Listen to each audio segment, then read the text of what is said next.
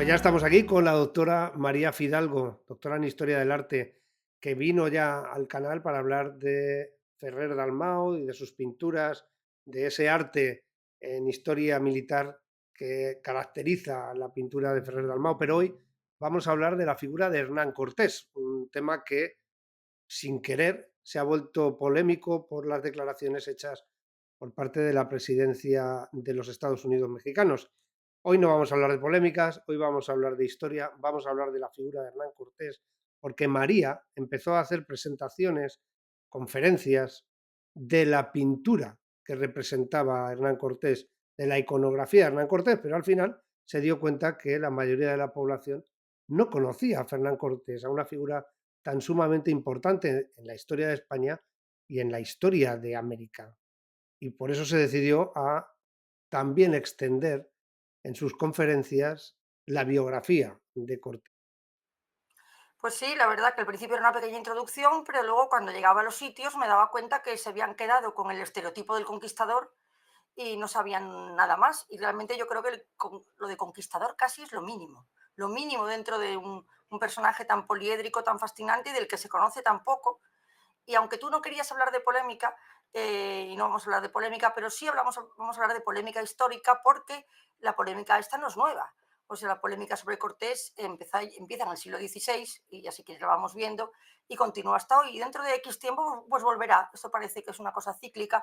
No creo que le venga muy mal, porque yo creo que la gente formada pues se da cuenta que son unos charlatanes de feria y que estudiando un poco, pues te das cuenta de la grandeza de este hombre que tú dices que para la historia de España y de América. Yo diría que para la historia mundial, porque yo creo que no hay un personaje de su talla. Es que no lo hay. O sea, que tenga unos logros tan duraderos en el tiempo y que hayan afectado a tanta gente y que tanta gente sea deudor de lo que él hizo, pues le convierte muy superior, yo siempre lo he dicho, a Alejandro, a Napoleón o a cualquiera de estos. O sea, es que lo deja a la altura del betún, porque es que este señor, bueno, lo vamos a ver, lo vamos a ver.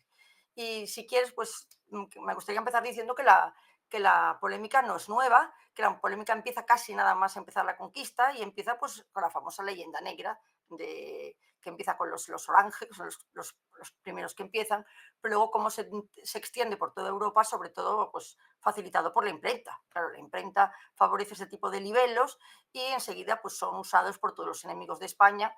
Hay que decir que España pues era una potencia predominante y que el odio a España era un poco la razón del existir de las otras potencias, porque no había nada que hacer, y entonces utilizaron muy bien lo que fueron las armas de la imprenta para difundir esa leyenda negra que bebe mucho en Cortés, bueno, bebe en la conquista en general.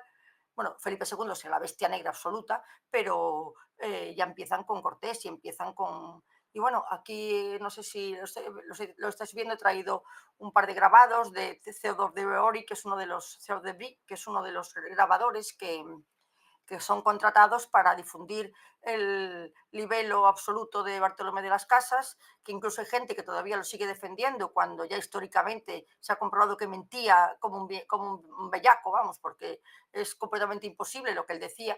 Lo que pasa es que hay gente que lo disculpa diciendo, bueno, es que lo hizo con buena intención, él lo hizo con buena intención. Bueno, pues lo haría con buena intención, pero el caso es que mentía. Mentía porque nunca hubo esa política de exterminio, nunca hubo ese genocidio, y desde el punto de vista pragmático, es que no nos interesaba un genocidio porque necesitábamos mano de obra.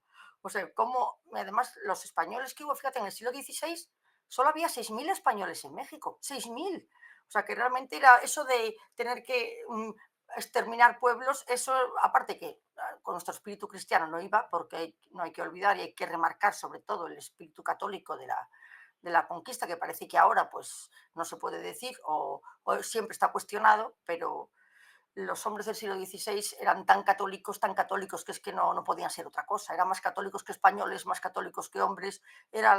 También hay que decir que la esperanza de vida era muy baja. La muerte estaba rondando continuamente y ellos querían siempre congraciarse con el más allá.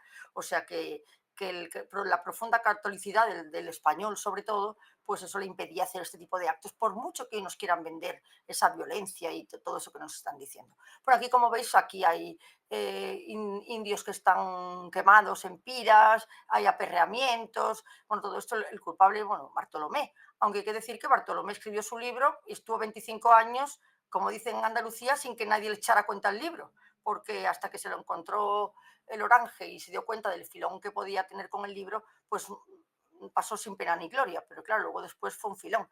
Y sobre todo por estas imágenes, en una época en la que no había cine, que no había teatro, que no había nada, pues estas imágenes fueron impactantísimas y se difundieron por toda Europa. La reina Isabel de Inglaterra fue una de las grandes difusoras, pero bueno, yo es que el Bartolomé es que no puedo con él. Pero bueno, aquí tenemos a Bartolomé, pero bueno, pero se difundió y empezaron libelos de todo tipo y como digo, en Cortés, Bartolomé además odiaba a Cortés, pues era uno de los primeros que ahondaron en la leyenda negra. Pero luego vino otra segunda leyenda negra, que fue la leyenda del independentismo.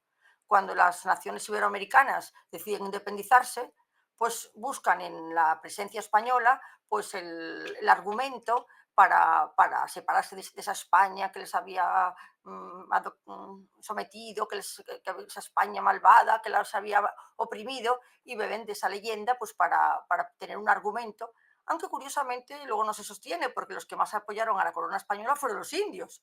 O sea que precisamente los criollos, que son los que más sangre blanca tenían, son los que se independizan, pero luego venden la moto de que las culturas precolombinas habían sido aplastadas por nosotros. O sea que en este tema de la leyenda negra es que hay una contradicción detrás de otra. Pero es que luego le viene otra leyenda más, que es la de los norteamericanos. Cuando los norteamericanos quieren echar mano de América, bueno, del resto de América, la doctrina Monroe y todo aquello, pues también empiezan a buscar otra vez, estos son los independentistas, no sé si lo estáis viendo, aquí se ve a los españoles, no sé si los veis en una esquina ahí, Se ve aquí, perfectamente, además sí. como vestidos, y esa pobre América que quiere libertad continuamente, o por ejemplo en esta, que son los norteamericanos, fijaos ahí en ese americano con esa buenísimos, estupendos, y en esa esquina, ahí se ve a Cortés, no sé si lo estáis viendo arriba, ese Cortés malvado, leyenda negrista, que trae la Inquisición, cuando en 300 años se ejecutaron solo a 4 indios, en 300 años a 4 indios. Y los delitos por los que se les juzgó no fue precisamente por no ser cristianos, sino por otro tipo de delitos. Pero que también lo de la Inquisición, bueno, eso lo estamos viendo ahora. Hace poco han vuelto a poner otra vez otro museo de la Inquisición, que aparecen como parques temáticos por España, Museo de la Inquisición con todo tipo de artilugios que jamás se utilizaron aquí.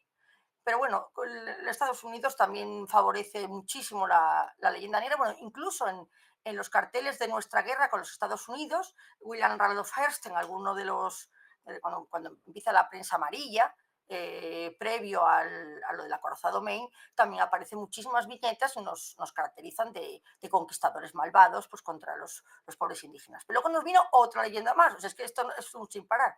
Bueno, curiosamente, tenemos que pedir perdón nosotros, pero fíjate, los norteamericanos que se hacen con un tercio del país y encima la parte más rica, y estos no piden perdón de nada, aquí a estos no les dicen nada. Pero bueno, nos llega la penúltima leyenda negra, que es la del marxismo. O sea, cuando digo Rivera y todos estos hacen esos tipos de murales, en realidad están proyectando la doctrina marxista del explotador y el explotador somos los españoles, y los explotados son los indios. O sea, es una visión, es una extrapolación de la lucha de clases asociada a la conquista, pero la verdad que estos murales tienen mucho predicamento y hacen mucho daño, y sobre todo en las escuelas mexicanas se les enseña pues una leyenda áurea del mundo precolombino feliz, maravilloso, donde todos vivían en paz y en armonía, y llegamos los españoles a traer el odio y la maldad, y eso se sigue explicando pues desde que son pequeños, y ahí pues poco habrá que hacer. Lo bueno es que la gente que se forma pues se da cuenta que no. Aquí, por ejemplo, en estos murales de Diego Rivera, pues aparece Cortés pues como sifilítico, encogido, horroroso, deforme. Digo, pues, si este tío deforme, sifilítico, con 400 hombres es capaz de conquistar un imperio de 20 millones, ¿qué hubiera hecho si hubiera sido como era? Guapo, atlético y estupendo. Pues en fin. Con lo cual luego, ya, bueno, luego llega la de AMLO, que, bueno, estos somos nosotros, esta es la leyenda española. Esta serie, o esta película, Oro, que está basada en un relato de Pérez Reverte, pero bueno, solo hay que fijarse en el cartel. O sea, fíjate, ese Cortés parece que te va a atracar, que te va. O sea, fíjate las caras de estos hombres sudorosos, con una pinta de violadores, asesinos. O sea, pero bueno, o sea, es que, bueno, lo peor de todo esto es que la suma la propia España, pero de nuevo estamos otra vez extrapolando conceptos políticos de nuevo a la conquista. Es un poco el odio a España porque sí, ¿no? Y ahí el odio a España, pues el odio a esa parte gloriosa, pues tenemos que ir contra ella, pues como sea. O sea que la polémica que hemos visto ahora, como hemos visto, es una polémica cíclica que viene de vez en cuando, que volverá, porque AMLO también lo hizo en su momento y ahora la nueva, pues también. Además, el otro día creo que también dijo, no sabía ni por dónde se andaba Tenochtitlán. Bueno, que también están cambiando los nombres. Ahora ya no es Tenochtitlán, ahora es Tenochtitlan. Ahora ya no es Moctezuma, es Moctezuzoba. Ahora ya no son aztecas, son mexicas. O sea, también hay una nueva también. ¿Y por qué los aztecas ahora se llaman mexicas? Pues mira, porque los aztecas eran un pueblo invasor que lleva solo 100 años en el altiplano, pero al llamarles mexicas es como si fueran todos juntos. Es como, hay también una intención torticera en llamarles mexicas, pero bueno, yo lo veo así. La leyenda negra española, como te digo, pues esta sigue siendo alimentada. Por un lado, tenemos la leyenda negra, el anticlericalismo, todo lo que sea contra cualquier principio católico también se aplica a la conquista. Bueno, después del 98, cuando los regeneracionistas, que yo no digo que no tuvieran razón en algunas cosas, pero cuando dijeron eso de que había que echar no sé cuántos cerrojos al sepulcro del Cid, como si hubiera que renunciar a nuestras glorias pasadas, pues también estaban echando tierra contra nuestra gesta de América. Luego el antimilitarismo, que también todo el mundo militar pues está como mal visto entre la gente, el happy flower, el mundo woke, toda esta cosa de todos somos felices, no a la guerra, no a la guerra que también sigue desde los hippies, pues también va contra la época. Y luego también el rechazo a lo español. Al fin y al cabo, el llamarle Latinoamérica en vez de Hispanoamérica, todo ese tipo de lo que está, bueno, desde que España no existe, por ejemplo, cuando Colón le pone la española a la isla que va, e incluso el propio Cortés es la primera persona que dota de una entidad política llamada España, porque hasta ese momento, pues, Reino de Castilla y Reino de Aragón sí había la recuperación de Hispania, y es verdad que fuera de España a los castellanos, a los aragoneses nos llamaban los españoles, eso está en crónicas italianas, pero aquí eran los castellanos, los aragoneses. La primera entidad política que se llamaba España la hace el propio Cortés. Incluso una de las cartas de relación al rey Carlos más o menos le sugiere que vaya cambiando el nombre de sus reinos y que le ponga España.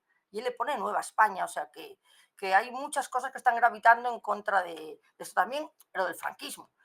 Hoy en día también cualquier cosa que tenga que ver con el pasado, pues parece que es franquista. El otro día me contaba el nieto de Cervera que a su abuelo le habían quitado la calle, el del desastre de Santiago de Cuba, que le habían quitado la calle por franquista. Digo, pero ¿cómo por franquista? Si Franco tenía 5 años cuando pasa la derrota de Cuba. O sea, que llegamos a unos extremos un poco que rozan el surrealismo. Y luego ya la última jornada del indigenismo. O sea, ya lo del indigenismo, que no deja de ser a veces pues uno de los brazos del marxismo. O sea, el marxismo ya en el siglo XXI ya no puede predicar la lucha de clases, ya el obrero no quiere enfrentarse al patrón, quiere tener una casa en la playa y un coche mejor. Ya no pueden vender esa revolución y encuentran otras armas, como puede ser el feminismo, el cambio climático, bueno, y realmente en el indigenismo ha encontrado pues un filón. O sea que todo este totum revolutum que te he dicho, leyenda negra, anticlericalismo, antimilitarismo, antihispanismo, todo eso está confluyendo sobre la figura de Cortés. De ahí que sea pues el gran vilipendiado de la historia de América. Bueno, pero no deja de ser, tú has citado a Bartolomé de las Casas. Yo he leído el libro de Bartolomé de las Casas, no ahora, lo leí hace 2 o 3 años. Recuerdo además que hace muchísimas referencias a España y habla utiliza la palabra patria también, ¿eh? Pero es cierto que él nunca estuvo en México, Ah. porque Bueno, sí, estuvo en él, cono- Chiapas, estuvo en Chiapas, estuvo en Chiapas, fue él obispo cono- de Chiapas, pero muy poquito tiempo. Fue exacto, obispo de porque él Chiapas. realmente lo que conoce digamos que es la parte caribeña, ¿no? Más que otra cosa, porque él Bueno, él fue es de obispo los de que Chiapas, lo que pasa es que nunca habló náhuatl, nunca se mezcló con los indios, o sea, que realmente él tuvo poquísimo contacto con el mundo indígena, sí estuvo allí, y como digo, fue obispo de Chiapas, que está al sur de México, pero no tuvo ningún claro, contacto, ni bueno. siquiera aprendió a hablar, cosa que los frailes que estuvieron allí sí hicieron una labor ímproba por aprender náhuatl, lo aprendieron, hicieron gramáticas, bueno, fueron apoteósicos. Los franciscanos en México fueron maravillosos. Y este Bartolomé pasó completo. O sea, a ver si algún día alguien con un estudio serio y riguroso pues le destapa un poco el bluff de este señor. Pero que, claro, todavía sigue siendo pues el gran benefactor de los indios, ¿no? Todavía tienen calles por toda España, hay institutos que se llaman Bartolomé de las Casas, en fin, se ha vendido un poco el pobre fraile apenado de unos indios que prácticamente no conoció. Sí, porque el resto de religiosos que se implicaron, como tú dices, en el diccionario, además de las lenguas nativas, los primeros diccionarios están hechos precisamente por españoles, por religiosos españoles que empiezan a, a tratar de escribir, ¿no? Bueno, ya sí que lo hablamos más adelante, pero es que te lo avanzo ahora. Uno de los grandes logros de Cortés fue apostar por los franciscanos. Los franciscanos no eran una orden cualquiera, los franciscanos tenían un leitmotiv de vida un poco peculiar. O sea, se dio cuenta de que eran la orden más que podía ser más cercana a los indios, y de hecho así fue. Y él impuso que vinieran, además de Monroy, de Cáceres, eran una congregación que estaba muy ligada a su familia, se apellidaba Monroy, tenía mucho que ver los frailes de Monroy con la familia de su padre, y además vienen con unas instrucciones muy claras que además cumplen a rajatabla, que es no a la imposición y sí a la integración.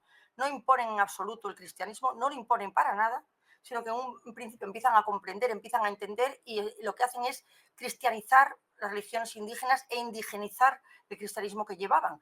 Estos frailes, bueno, aparte lo primero que hicieron fue aprender la lengua, porque saben que si no conocían su religión no podían acercarse a luego ellos intentar transformarla.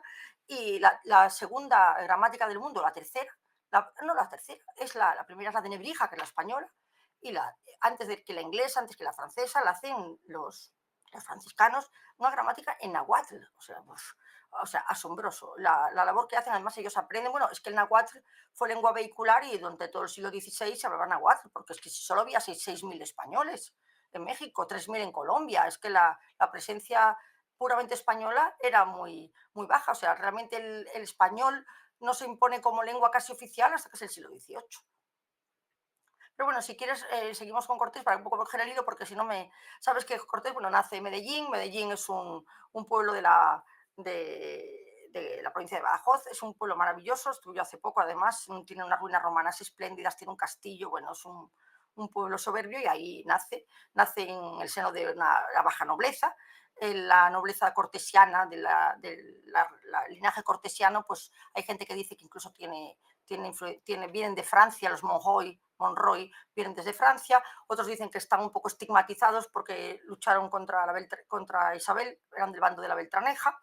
El caso que, bueno, que este chico, lo que nadie puede negar es que tiene una formación exquisita, que con 14 años hablaba latín perfectamente y entendía latín y leía latín. Luego lo mandan a estudiar a Salamanca. O sea, que lo manden a Salamanca a estudiar, pues bueno, pues ya quiere decir que Salamanca, que tenía la mejor universidad del mundo, pues que el padre, pues que tenía ínfulas de que el hijo pues sacara una carrera adelante. Aquí va con 14 años a Salamanca, pero ya traía un bagaje bueno de esa educación que probablemente tuvo en su casa, con profesores o con lo que hubiera sido. El caso que aquí ya empiezan las divergencias, que si estudió leyes, que si no estudió leyes. La verdad que antes se estudiaba en la universidad con menos años, y bueno, Mozart, acuerdo de Mozart y tal, que con 7 años ya habían hecho conservatorios, habían hecho de todo, que fue muy joven. No sé si, no hay documentación de que estuviera en la universidad, pero sí que tenía un bagaje de leyes apoteósico, porque sabía de leyes, bueno, casi más que nadie, bueno, desde luego más de los que todos, de los que fueron con él. Y lo que sí se sabe es que trabajó en una notaría de un pariente, como escribano de la notaría. Y yo siempre cuento, porque tengo varios amigos notarios, que la notaría se sabe mucho de las miserias y de la naturaleza humana. porque los notarios saben de testamentos, saben de herencias, de legados, y ahí es casi donde se ven las pasiones de las familias, se ven un poco, ¿qué voy a decir? Si el 90% de las familias españolas están enfrentadas por asuntos de herencia y no por grandes herencias, a veces por la silla de la tía Enriqueta o de fulanito que se quedó con la esa de mi madre, o sea que, y eso lo vio Cortés de primera mano. Cortés de primera mano vio ese tipo de cosas y luego le hizo ser un profundo conocedor de la naturaleza humana que luego lo va a ir aplicando a lo largo de la conquista. El caso que estudiara leyes en la universidad o no las estudiara, el caso que, bueno, si es que cuando escribe, si es que cita a Aristóteles, cita a Flavio Josefo, cita a Julio César, o sea que era un hombre con una cultura espléndida, espléndida. El caso que ya con 18 años pues se va de Salamanca. La leyenda dice que un asunto de faldas, ¿no? Que él pues que sorprendido, como bueno, las faldas le gustarán mucho y a lo largo de su vida pues tendrá muchas relaciones con muchas mujeres, pero que ya de jovencito pues que tuvo una relación con una mujer casada, bueno, la leyenda pues es muy bonita, ¿no? Bueno, muy bonita, depende para quién, claro, que él estaba con la mujer y que de repente pues el marido que había salido de viaje, que se le cae una herradura a su caballo y en vez de cambiar la herradura por el camino decide volver, cambiar de caballo y al volver pues está la mujer con Cortés. Cortés salta por la ventana, lo persigue y entonces él se va corriendo a refugiar con su padre y su padre dice, le dice, quítate de en medio porque te puede pasar algo. En principio se va a ir con el gran capitán, va a Valencia y cuentan que en Valencia casi le pasa otro episodio parecido, entonces cuando decide irse a América. Y en América pues tenía familia en América, había familia Pizarro y, bueno, los extremeños fueron casi los más americanos de todos los españoles, ¿no? Iba mucho allí, tenía, y él cuando ya llega, pues llega al mundo antillano.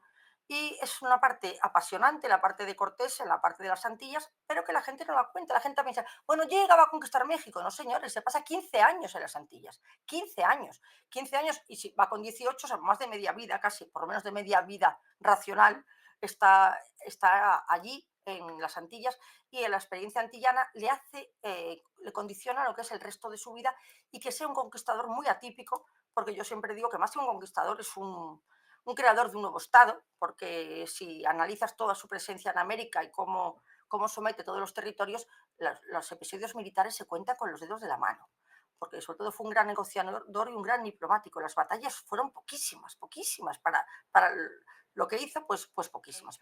Bueno, en cuanto llega él allí, como digo, con ese bagaje que tenía, pues o bien de haber estudiado en la universidad, que la gente insiste mucho, no estudió en la universidad, bueno, vale, pues no estudió en la universidad.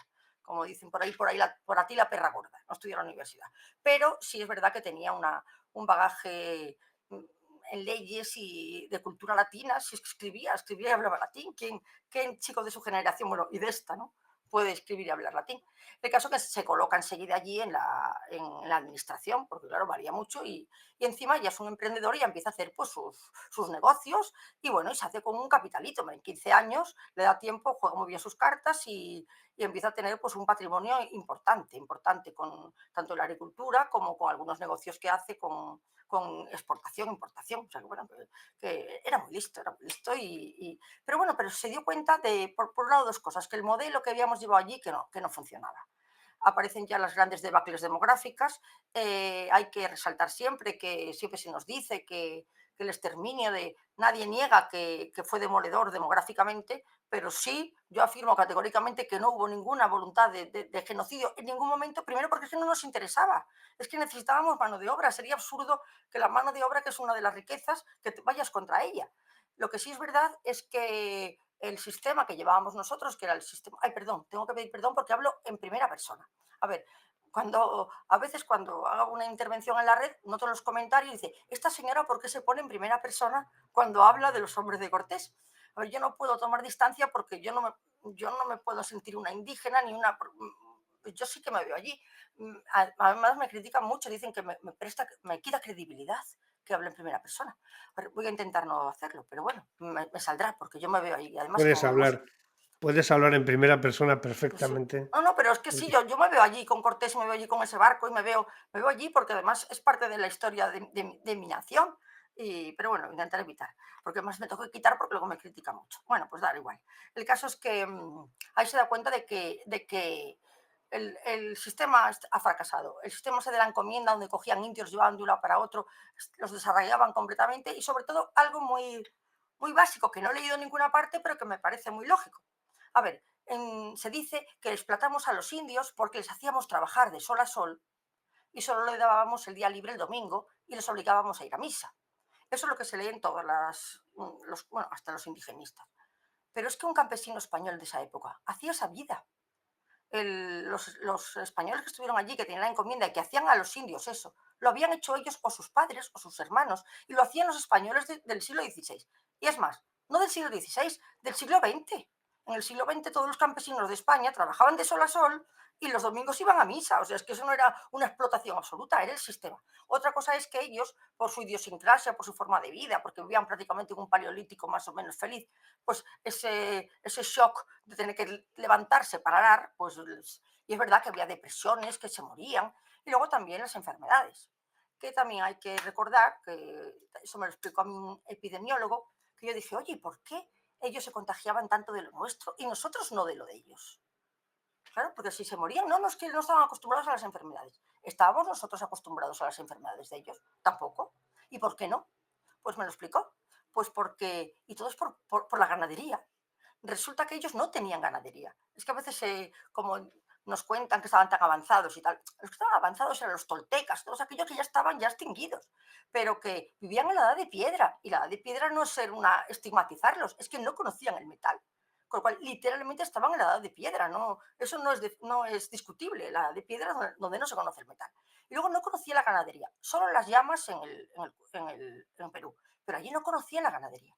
Entonces, el contacto con los animales del mundo occidental desde el neolítico, pues por lo visto genera unos anticuerpos en el humano que le hace estar blindado a determinadas enfermedades. Bueno, eso lo descubre Jenner cuando descubre la vacuna. Vacuna viene de vaca, cuando Jenner se da cuenta de que las señoras que ordenan las vacas no cogen la viruela, y es donde sale pues, el principio de la vacuna. Pues ese contacto tan directo con la ganadería hace que los occidentales estuviéramos blindados de una serie de virus o de bacterias, bueno, es que yo no, de eso no sé, pero sí lo que sé es que por eso nosotros no nos contagiábamos de esas enfermedades que ellos sí. Y entonces, entre el sistema que fue terrible y luego también la encomienda, se dio cuenta Cortés que no, que eso de desarraigar a las poblaciones, de trasplantar unas administraciones ajenas completamente a la zona, pues que no, pues que no. Y por otro lado, él quedó completamente fascinado por esta cultura exótica para él. Él ya tiene su primera pareja, una pareja que le dura 15 años, o sea, él tiene una relación con una mujer con la que está siempre, que está 15 años con ella, tiene una hija con ella, Leonor, que le pone el nombre de su madre a la niña, o sea, le pone el nombre de la madre, que le ponga el nombre de la madre es muy significativo, porque poner el nombre de tu madre, de tu padre, de tu hermano es como reconocer que esa persona es tu familia. Y no solo eso, sino que luego con el tiempo pues luchará para que el Papa la reconozca como hija legítima, que lo hace el Papa, ¿eh? Con una embajada que manda Cortés pidiéndolo, o sea que... Y entonces esa relación que tampoco está muy bien vista por las autoridades de ese momento, el gobernador Velázquez, que es el de ese momento que está allí, incluso le presionan para que se case con una española, porque decían que no daba ejemplo eso de que él estuviera viviendo con esta señora Taína. Pero el caso es que él, como te digo, él ya empieza a pensar en su nombre con una cabeza prodigiosa y él se da cuenta de que él quiere crear un mundo nuevo. Yo creo que él quiere trasplantar un poco lo que ha visto y es cuando ya empieza a maquinar lo que va a hacer. Está 3 o 4 años preparando una expedición. Aquí la gente siempre te cuenta que, ay, perdón, estoy hablando mucho, que el gobernador Velázquez había hecho ya varias expediciones a la costa, había hecho una de Grijalba, otra de Córdoba, habían fracasado las dos, o sea que las expediciones estaban ahí. Y estaba preparando una tercera expedición y cree que Cortés pues, es la persona más indicada para la expedición. Y Cortés se pasa 3 años preparando una expedición, hay que decir que paga él de su dinero, que es un emprendedor, es una empresa personal, porque salvo la de Magallanes y la de Colón, prácticamente todas eran empresas individuales. Eso nos diferencia mucho de otro tipo de otras civilizaciones. Bueno, los españoles de entonces se pagaban su expedición, luego iban a medias o a pachas, como dicen en algunos sitios, con el rey, pero realmente la pagó él. Y claro, son 10 barcos. 10 barcos, él en ese momento era alcalde de Santiago de Cuba, no sé cuántos barcos pensáis que había en Cuba en aquellos tiempos, pero no había muchos más. Y una cosa también que le caracteriza, que cuando él nombra alcalde de Cuba, él se hace votar por sus hombres. Es decir, él aparte del nombramiento, él hace una especie de referéndum y consigue que sus hombres le voten como alcalde. O sea, él pide un refrendo de los hombres que lo pedirá siempre. Es un hombre, hay un historiador presentista que siempre dice, es que Cortés era republicano. Bueno, a ver, yo no diría republicano, pero sí es verdad que, igual que nunca quiso que le llamaran ni capitán, ni tal, él Cortés. Le gustaba que los hombres le llamaran Cortés, ni don Hernán. Ah, bueno, y que no se llamaba Hernán, que eso no se Llamaba llamaba Hernán, Hernando, bien. o Fernando, pero él nunca se llama Hernán, eso es una cosa posterior. Bueno, pues el caso es que él empieza ya a preparar la expedición y está preparando los pueblos, y es una expedición que no es de exploración. Cuando el gobernador Velázquez se da cuenta de que está empezando a meter gallinas, semillas y muebles en una expedición que supuestamente es de explorar, se da cuenta de que este tío no va a explorar. Se da cuenta de que, de que va a poblar, de que va a sentarse. Y es cuando le intenta impedir el viaje y entonces él pues se escapa literalmente sin... Cuando le va a llegar el pergamino donde le prohíben salir, él se escapa y se va con los 10 barcos que tiene y con 500 hombres que además ha reclutado personalmente entre hombres muy especiales, porque hubo muchos hombres allí que estaban allí, que estaban muy desencantados de lo que se habían encontrado. Pues ellos iban a la especiería, a ese mundo riquísimo y tal, pues encontraban que los cultivos que llevaban allí pues arraigaban mal, que los indios no trabajaban como debían, eran hombres muy insatisfechos también de lo que habían encontrado y Cortés les prometió un nuevo mundo, una nueva tierra, y eran hombres pues que iban por el porvenir, pero iban también por más cosas, iban por el honor, por el linaje, por hacerse un nombre. Es un megamix de cosas y consigue un grupo de hombres que le seguirán fielmente y además que, como digo, que le votaron en su momento como alcalde de la ciudad y ahí embarca él hacia lo desconocido, aunque bueno, no era tan desconocido porque ya se habían explorado y también hay que decir que cuando se encuentra con los intérpretes, Cortés sí manejaba algo de náhuatl, porque era un poco la lengua, un poco como el inglés o como la lengua vehicular de todo el Caribe. O sea, ya había contactos en el Caribe y probablemente Moctezuma ya sabía de que había presencia por allí desde hace mucho tiempo. O sea, que tenía espías por todos sitios. Bueno, aquí tenemos un poco, este es el mapa un poco de lo que hizo él, aquí no se ve muy bien. Bueno, pues sale de Santiago y luego desembarca en las costas del Yucatán y desde ahí pues ir avanzando. Cuando desembarca en Yucatán, al principio no saben si es una isla, qué es lo que es, ¿no? Pero parece que es una isla grande. Ya empieza pues a tener contacto con los primeros tribus que hay allí. Aquí todo el mundo te cuenta que encuentra a unos supervivientes de aquellas expediciones que habían mandado, entre ellos hay dos supervivientes que encuentra, más muy curiosos, porque uno es Jerónimo Aguilar, que es un fraile que cuando lo ve a los españoles pues se tira literalmente en sus brazos, encantado de que lo hubieran rescatado, y en cambio el otro, que es Gonzalo Guerrero, está horadado ya con todo, con un pincho por toda la cara pintada, y ya ese hombre no quiere saber nada de los españoles y ya, que ese, por cierto, tiene más estatuas en América que el propio Colón, ese Gonzalo Guerrero, el que no quiso integrarse. Pero bueno, Jerónimo Aguilar pues se entera perfectamente de la expedición y es un primer intérprete porque él conoce el maya y a lo largo, en cuanto se van instalando, pues va viendo, como dicen los cursis, tomando el pulso a la zona, ¿no? Y va viendo pues quiénes están por allí, qué es lo que hay, qué es lo que no hay, y bueno, se da cuenta pues que son tribus, pues en principio más o menos pacíficas, que viven en un neolítico precario, y bueno, y él desembarca y, a ver, espera. Bueno, y desde el momento que él pone los pies allí, ya Moctezuma o Moctezuma, como se le llama ahora, que es el emperador azteca, ya sabe que se han llegado. Fíjate los propios códices, que son una monada. Fíjate ahí el espía de Moctezuma, que está encima del árbol, no sé si lo estáis viendo. El espía de Moctezuma son graciosísimos. Y luego también hay que hablar pues, de unas profecías que decían, que son reales, ¿no? Que ellos tenían una profecía de que Quetzalcóatl pues que iban a volver, que unos hombres de cara blanca con pelo en la cara en casas de madera por el mar. O sea, es que no puedo ver una definición más fidedigna de lo que representó Cortés con sus hombres.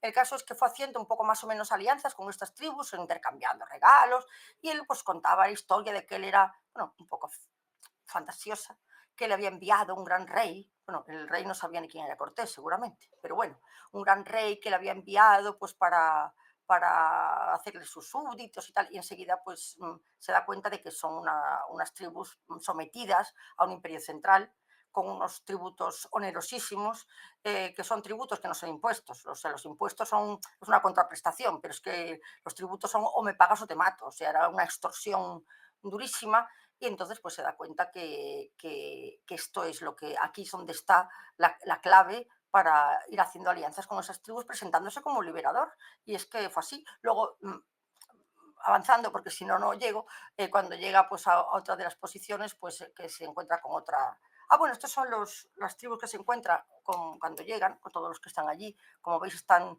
Los mexicas eran, aunque son es el imperio dominante de la zona, llevaban muy poco tiempo allí, llevaban 100 y pico años. Habían venido de zonas desérticas y se habían instalado y habían dominado. O sea que no tenían nada que ver los mexicas con otro tipo de pueblos. Por eso cuando dicen que los mexicas no representaban, podía ser un 5% del, culturalmente de todos los pueblos que había aquí. Pero el caso es que sí, que había impuesto su dominio y allí es donde él empieza pues, a hacer las alianzas entre estos pueblos explotados. Otra de las suertes que tiene es que una de las zonas a las que llega, pues en Tabasco, pues el cacique le obsequia con 10 mujeres.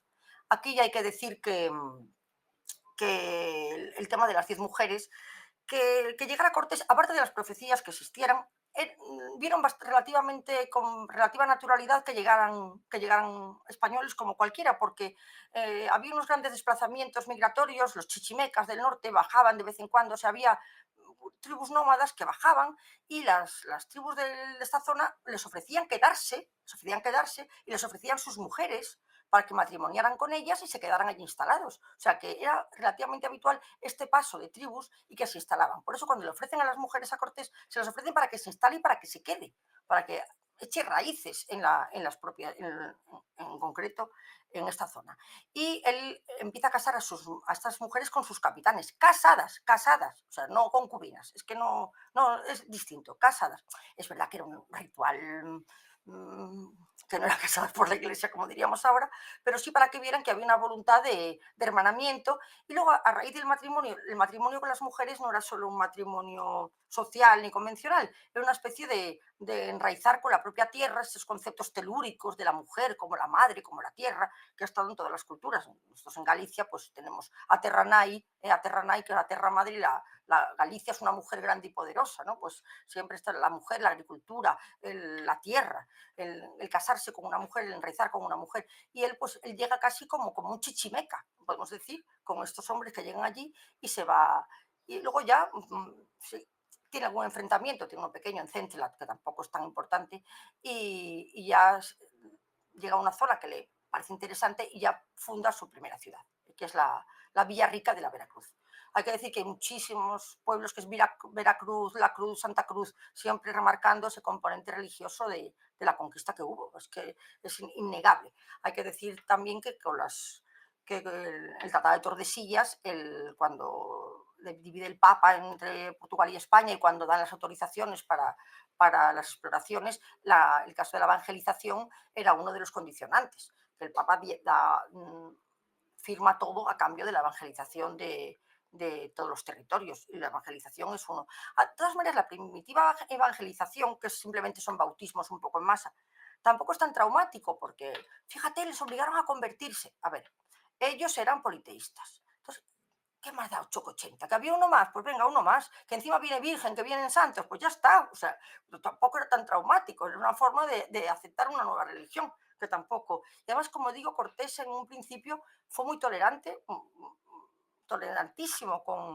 con la religión, a excepción de los sacrificios humanos, porque claro, eso era para la mentalidad occidental, eso era completamente repugnante. O sea, eso no, el sacrificio humano el canibalismo ya ni te cuento. Pero salvo en ese caso, es muy tolerante con todos los. Como te digo, en 300 años la Inquisición mata a 4 indios. Y a uno porque le pillan comiéndose a uno, a otro, o sea que ya no era por apostasía de la fe católica, sino era por otro tipo de cosas. Entonces, pues nada, en la Villarrica de la Veracruz, él otra vez se hace un refrendo de haciéndose nombrar capitán general y todos los españoles bueno, los castellanos le votan como capitán general y en ese momento él, al ser ya al ser ya el gobernante del territorio, ya manda una carta, manda al rey Carlos, al rey Carlos de los 10 barcos que había llevado. Hay que decir que no han dicho que sale con 10 barcos, que sale con 15 caballos, que sale con 10 falconetes, que eran unos cañones pequeñitos que iban en los barcos, y lleva 14 o 15 arcabuces. A ver, lo digo porque como siempre se habla de la gran superioridad militar, que Ya, eso no son lo he las visto. armas que llevaba. O sea, eso llamar expedición militar es un chiste. Salir 500 personas con... Además, acuérdate cómo eran los arcabuces de entonces, que los arcabuces se tiraba un tiro cada 8 minutos, había que poner una horquilla, había que Sí, clavarlos, sí, sí, había que cargarlos entre 8 y 8 minutos. Y luego, si sí, sí, encima había temporada de lluvias, imagínate la pólvora. O sea, en el momento que pones la horquilla, ya te han caído 500 flechazos. O sea, es que no tiene pies ni cabeza. Y luego el falconete tampoco era un arma que pesaba y tampoco lo utilizaron tanto. Puede ser que tuviera un concepto escenográfico, cuando llegaban allí tirando para que vieran, ¿no? Pero una vez ya que lo han visto, pues ya no. Incluso hay, no sé quién cuentan, no sé qué crónica, cuando vieron que mataban a un caballo y el caballo se moría, tampoco es que el caballo fuera un monstruo sobrenatural. O sea que basarlo en la superioridad militar española se cae por su peso. O sea, es que con 14 arcabuces y 15, venga, me vas a decir, hombre, me vas a decir que superioridad militar. Además, que, hombre, ellos estaban granadas de piedra, es verdad, pero los cuchillos de obsidiana cortaban que te pasas. O sea, que eran súper mortíferos, las armas estaban muy desarrolladas, las flechas estaban muy desarrolladas, incluso los, las corazas, los escaupiles, bueno, los escudos no, los chalecos que llevaban de protección protegían muchísimo, tanto es así que muchos españoles los utilizaron directamente, los escaupiles. O sea que bueno, que la superioridad militar es un bluff para explicar lo inexplicable, que ellos no se quiere admitir que realmente fue una negociación pacífica donde un montón de pueblos explotados se unieron contra un opresor, que era precisamente otro indígena, que eran los aztecas, los mexicas. Pero bueno, en Veracruz está también 3 o 4 meses y en Veracruz a todo esto ya en Tabasco ya le han dado una india, una de las indias que vienen en esas 10 que le dan, que es la famosa Doña Marina, Doña Malinche, Malinchín, que esta chica había sido una esclava, era de origen maya, pero luego la habían vendido como esclava y había ido a parar a una tribu de habla náhuatl, entonces sabía el maya y el náhuatl. Entonces a través del maya y el náhuatl, con aquel Jerónimo de Aguilar, aquel monje que sí sabía maya, pues en principio era una traducción a tres, pero pronto esta chica aprende rapidísimo, aprende el castellano rapidísimo y también Cortés aprende náhuatl. Entonces, lo que en principio iba a ser te la venden siempre, la gran intérprete, sí será gran intérprete, pero luego Cortés llega a un momento que prácticamente entiende.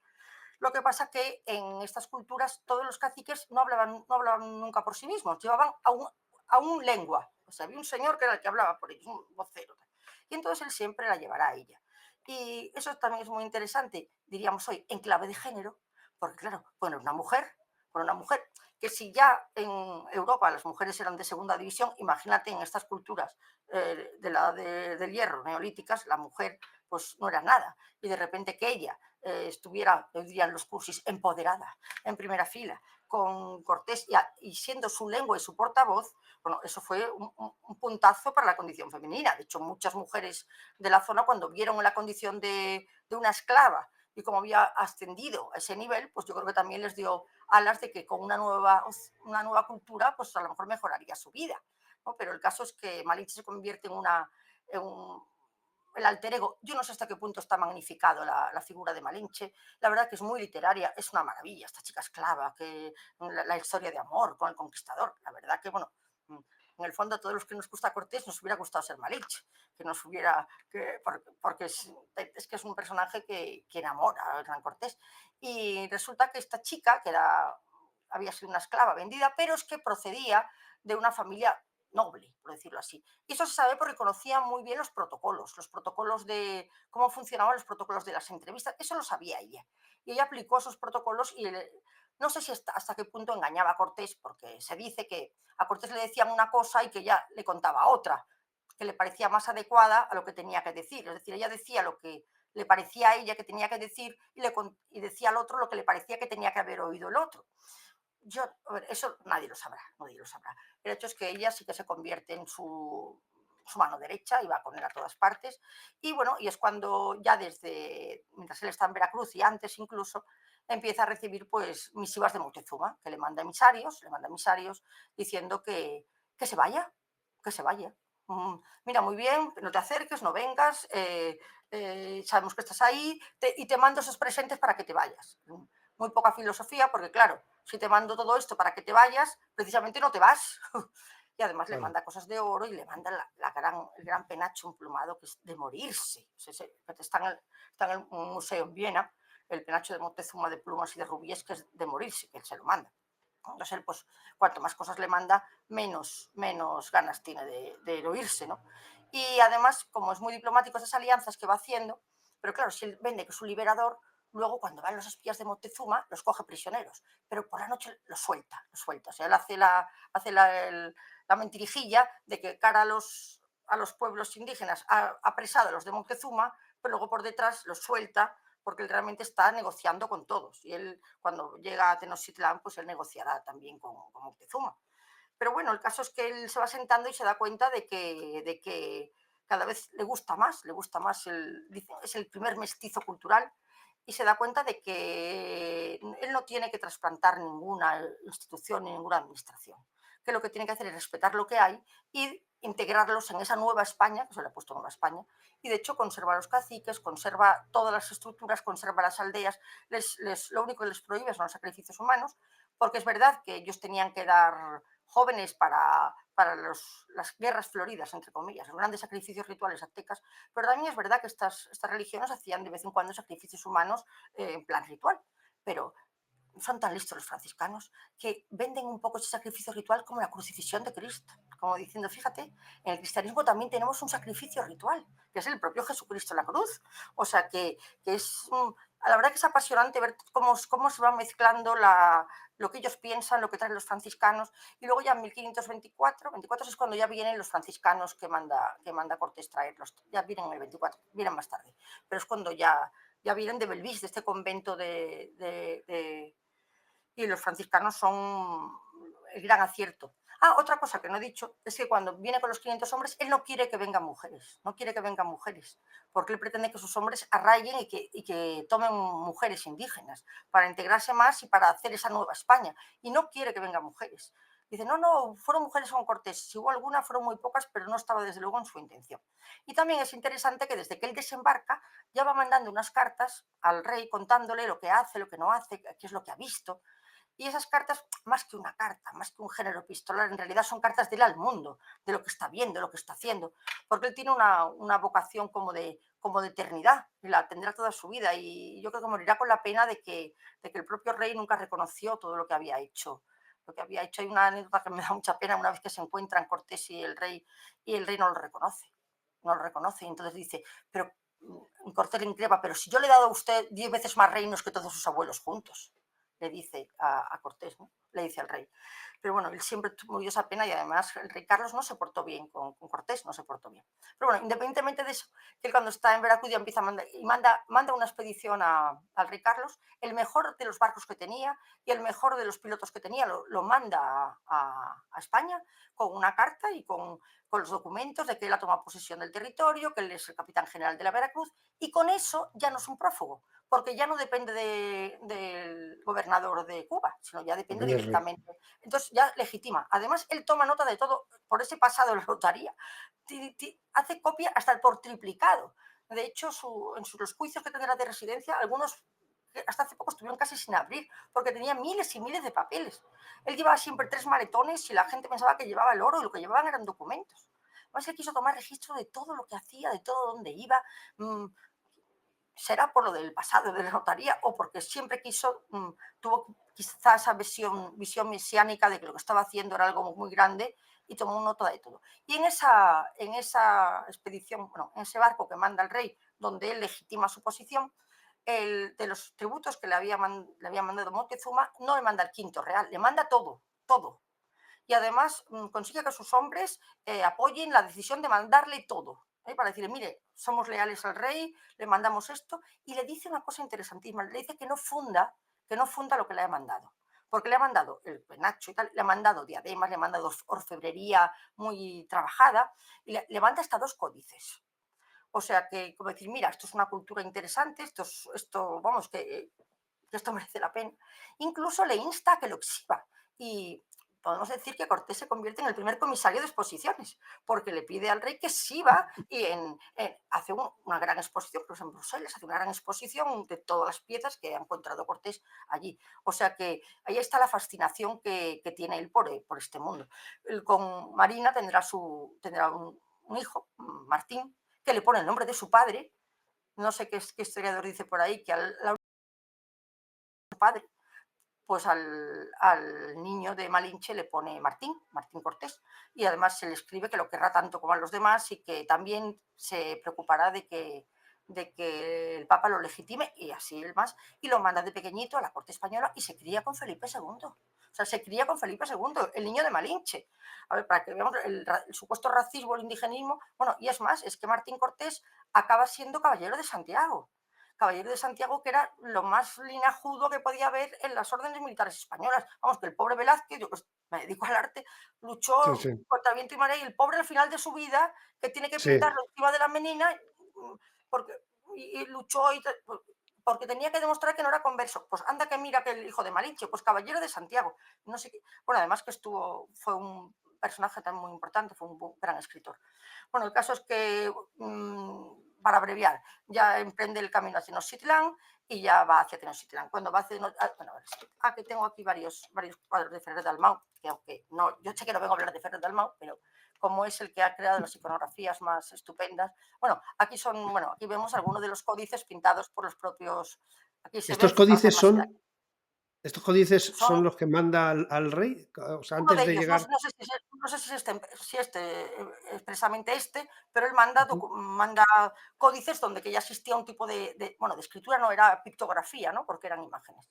Pero bueno, estos son auténticos. Mira, aquí además aquí está Juan Garrido, que es un negro que va con él, un hombre de raza negra que va con él, aquí, que es este, ¿eh? Y aquí le ves que le están dando los tributos, y aquí hay muchos códices de estos, hay muchísimas escenas de él. Además mira, fíjate, aquí está Cortés y aquí está Malinche, que claro, la ponen rubia, pero bueno, pero es ella, ¿eh? Aquí está. Fíjate la casa, esto ya hemos visto que es el. Y bueno, y aquí lo tenemos en Veracruz, aquí tenemos a Cortés en Veracruz, es un cuadro maravilloso, es cuando está ya en la primera ciudad que funda. Luego Veracruz será un puerto importantísimo, Veracruz. Pero bueno, fijaos que bueno, aquí está con la coraza, con la borgoñota, una borgoñota emplumada. La borgoñota era el casco icono de la conquista, era un casco carísimo, solo lo tenían él, lo tenía Alvarado. Y Cortés le gustaba mucho su aspecto exterior porque decía que tenía que dar prestancia de su cargo y invirtió dinero en su ropa, ¿no? Mi abuelo decía, en, en casa, en casa por tu linaje y fuera por tu ropaje. O sea que fuera tenía que exhibir esos, y él se gastó dinero. Y aquí lo tenemos con este caballo maravilloso. Él tuvo dos caballos, Molinero y Cortés. Y lo tenemos enterrado en Sevilla, uno de los caballos de Cortés. Que Cortés muere en Sevilla, aunque luego ahora está en México, pero murió aquí, en Sevilla, yo estoy en Sevilla ahora mismo, y el caballo está enterrado aquí. Y está el alano, que es el perro de la conquista. Por supuesto, también forma parte de la leyenda negra, porque se habla del aperreamiento, cuando se dice que hostigamos a los indios con perros, cosa que se dio muy puntualmente. Si se dio de forma muy puntual. Realmente los perros lo que eran los guardianes de los campamentos. O sea, los ponían Mm. para que ladraran y para que dieran. Pero bueno, el alano se le representa mucho. El alano de entonces no es un perro que se parece al perro de presa canario, es un perro así como de raza molosoide. Bueno, bueno, pero aquí lo tenemos, ¿no? Con este caballo precioso y está con una postura tremenda. Y tenemos otro más, a ver, tenemos otro más aquí, ¿no? Bueno, aquí tenemos más códices. Mira, fíjate que bien está aquí Malinche con Cortés. Aquí está, la vemos en su calidad de lengua, de vocera o de intérprete o de lo que fuera. Y aquí está, fíjate que está el penacho emplumado, aquí está uno de los presentes que le llevan, ese con esas plumas verdes. Mira, aquí está. ¿Eh? Este es el original, que está en un museo de Viena, que es el que manda, claro, está en Viena porque Carlos era Habsburgo, por eso está allí el penacho. Bueno, el caso es cuando ya va hacia Tenochtitlán, sale de Veracruz, son 400 kilómetros, pero claro, 400 kilómetros de entonces, no había carreteras, no había nada, pues unos caminos inexpugnables por esta zona montañosísima, que encima tiene dos volcanes por el camino, o sea que no es que era. Luego aquí sí se produce un gran enfrentamiento en Cholula, que pasa la historia como la matanza de Cholula. La matanza de Cholula no fue ni. Bueno, ay, no sé, bueno, sí, el tuntún. Se me olvida que uno de los pueblos de los que hace alianza son los tlaxcaltecas. Ese es el pueblo de su vida, vamos, es que los tlaxcaltecas eran un pueblo guerrero y valeroso que llevaba fatal el sometimiento a los mexicas. De hecho, habían tenido muchos enfrentamientos con los mexicas, eran un pueblo muy aguerrido. Es un pueblo que además, es verdad que cuando llega el hijo del cacique no está muy de acuerdo con la alianza con los castellanos, no está muy de acuerdo. Pero vamos, no hubo ningún enfrentamiento bélico porque los Tlaxcala había 140.000 guerreros. O sea que si hubiera habido un enfrentamiento militar es que no lo hubiéramos ni contado. O sea que eso en Tlaxcala hubo sí una pequeña tensión al principio con parte de la nobleza joven que no veía con buenos ojos esta alianza, pero sí el cacique viejo sí hizo alianza con Cortés. Y es más, los tlaxcaltecas fueron fieles a la corona española. De hecho, cuando se produce la independencia, los tlaxcaltecas no quieren la independencia porque dice que son cristianos viejos. Mira qué bonito, cristianos viejos, fíjate los cristianos viejos, los tlaxcaltecas. Y Cortés es a los únicos que enseña a formar como a los tercios, a los tlaxcaltecas. Los demás, pero a los tlaxcaltecas sí, porque fueron su primer arma de guerra. Y cuando dicen que los tlaxcaltecas que son unos traidores, pero ¿cómo van a ser traidores si no tenían nada que ver con los mexicas? Era un pueblo reciente que había bajado del desierto hacía 100 años, que los tenía oprimidos, no tenían nada que ver con ellos. No, o sea, no tenían que tener ninguna fidelidad de raza a los mexicas para nada. Lo digo porque los pobres tlaxcaltecas han pasado a la historia indigenista como los grandes traidores a la patria mexicana, pero es que realmente eran los que sentían más la presión de los mexicas, de Moctezuma. Bueno, el caso cuando van a pasar por Cholula encuentran cosas extrañas, cuando llegan ven que no hay nadie por las calles, que solo hay mujeres, que solo hay niños, y Malinche, supuestamente hay una anciana que se acerca a Malinche y le dice, ten cuidado que, vamos, que era una encerrona, vamos, que los iban a matar, los iban a matar. Entonces, una vez que supieron esto, tomaron la delantera e hicieron una gran matanza en Cholula. Los que más lo hicieron fueron los tlaxcaltecas, claro, que también eran enemigos, y eso también les sirvió para reforzarse a Cortés con los tlaxcaltecas, porque él estuvo del lado de los tlaxcaltecas con este enfrentamiento con los de Cholula. Cholula era una ciudad sagrada que tenía casi 20.000 habitantes, ¿eh? O sea que era una ciudad muy importante. El caso es que pasan por Cholula y van hacia Tenochtitlan. Bueno, para que veáis un poco, este es el mapa de México, veis las grandes cadenas montañosas que no fue siempre que se habla de la conquista y de las exploraciones españolas, la verdad que es un puntazo pensar no solo lo que se enfrentaron, sino esa naturaleza hostil, o sea, lo de ir por esos territorios, por esos caminos, por esas montañas, por esos, que eso fue una proeza tanto o más que las proezas militares. O, bueno, pues nada, por el camino hay dos volcanes, el famoso Popocatépetl y otro que se llama Itzi, bueno, tiene un nombre imposible, Itzi, bueno, son dos volcanes gemelos y pilla por el camino. De hecho, los tlaxcaltecas le dicen que no vaya por ahí, que hay otro camino mucho más largo, pero que no tiene que pasar. Pero no, Cortés va por los volcanes. Cosa que también reafirma mucho su posición, porque los volcanes eran también como montañas sagradas y nada menos que el que va adelante, que es Alvarado y Diego de Ordaz, se meten en el volcán, se meten en el cráter. O sea, eso fue cuando vieron que subían y que se metían, además les vino muy bien porque vieron que había azufre en el volcán, con lo cual el azufre luego le valdrá para la pólvora, pues tendrán ahí. Aunque bueno, hay una carta de Cortés al rey Carlos diciéndole que por favor que les manden azufre porque cada vez que necesitan tienen que ir al volcán y meterse dentro. O sea que ahí lo pidió. El caso es que nada, que pasan por allí, van por allí delante. Bueno, aquí hay un cuadro apoteósico, yo creo que es de los cuadros más bonitos que ha pintado Ferrer Dalmau. Es de mis favoritos, quizá porque Hernán Cortés es de mis personajes favoritos, pero creo que aquí muestra pues, muchísimas cosas. Aquí se ve que es un paisajista de primera fila. Yo no sé si te lo conté a ti la otra vez, pero que Sí. Ferrer empieza en el paisajismo.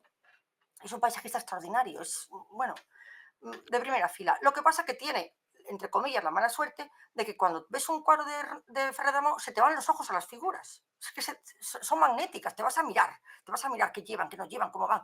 Y se te olvida de que en este cuadro, por ejemplo, 2/3 del cuadro es una naturaleza espectacular, con esa primera parte, con esa selva que casi se palpa el vapor de agua, del agua en suspensión, ese río embarrado, que es el río Astipán, que tiene que cruzar, con el que se ve prácticamente el tumulto, el barro que lleva, las piedras. Y luego en esa disposición horizontal, no tiene muchos cuadros tan horizontales como este, pero este está muy bien el formato porque así va desplegando todos los personajes que van formando parte de la comitiva. aparte de los caballos, que es una preciosidad de cómo va él a caballo y todos los personajes que intervienen, el colorido con este verde, el agua embarrada. A mí el agua de este cuadro me parece que es de los aguas que mejor ha pintado y que se han pintado nunca, porque es que parece que metes la mano y que te va a salir con la arena, por de la textura que tiene la propia arena.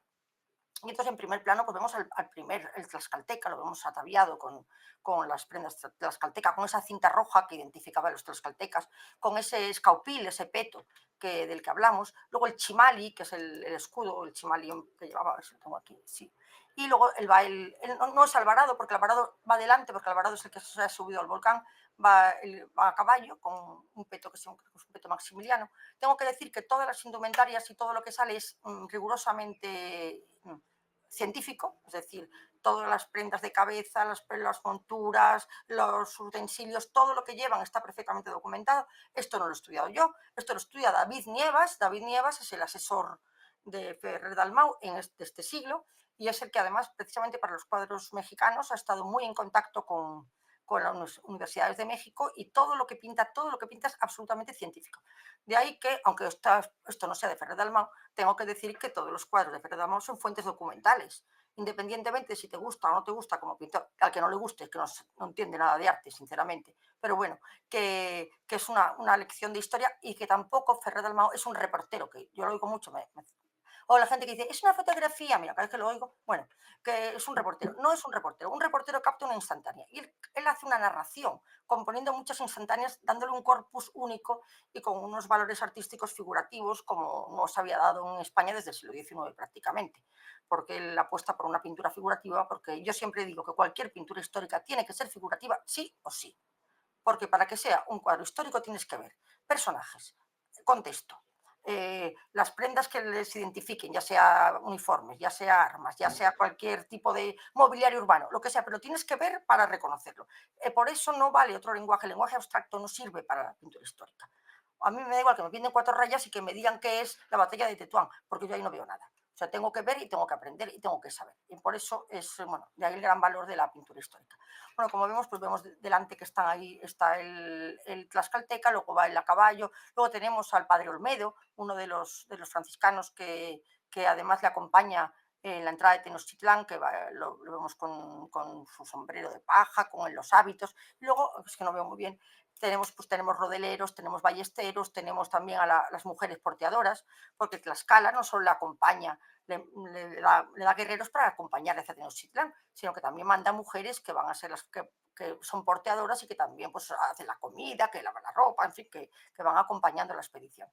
Y este cuadro se llama El Paso de Cortés porque precisamente el paso que hace entre los volcanes todavía hoy se llama el Paso de Cortés. Es de las pocas cosas que quedan con el nombre de Cortés, pero se sigue llamando el Paso de Cortés, el paso que va por los volcanes. La verdad que es un cuadro que creo que bueno, aquí tenemos el Padre Olmedo, ¿lo veis? Y aquí se ve perfectamente el ballestero, y aquí se ve incluso las picas, y aquí tenemos diferentes escenas del cuadro. Bueno, aquí como ya vemos todo el periplo de por dónde ha ido, por dónde no ha ido, y lo vemos ya, mira, aquí está. Fijaos, incluso aquí he traído un dibujito de un códice donde aparece en clave indígena lo que son los volcanes y cómo van ellos hacia el volcán. La verdad que es impresionante, o sea, impresionante que estos hombres pudieran ir por ahí subiendo. La verdad que es que yo siempre digo que no sé si fueran superhombres, pero el enfrentarse a esto, no sé quién podría hacerlo hoy, pero bueno. Aquí, bueno, y llegamos a Tenochtitlán. Lo de Tenochtitlán es sobrenatural, o sea, sobrenatural.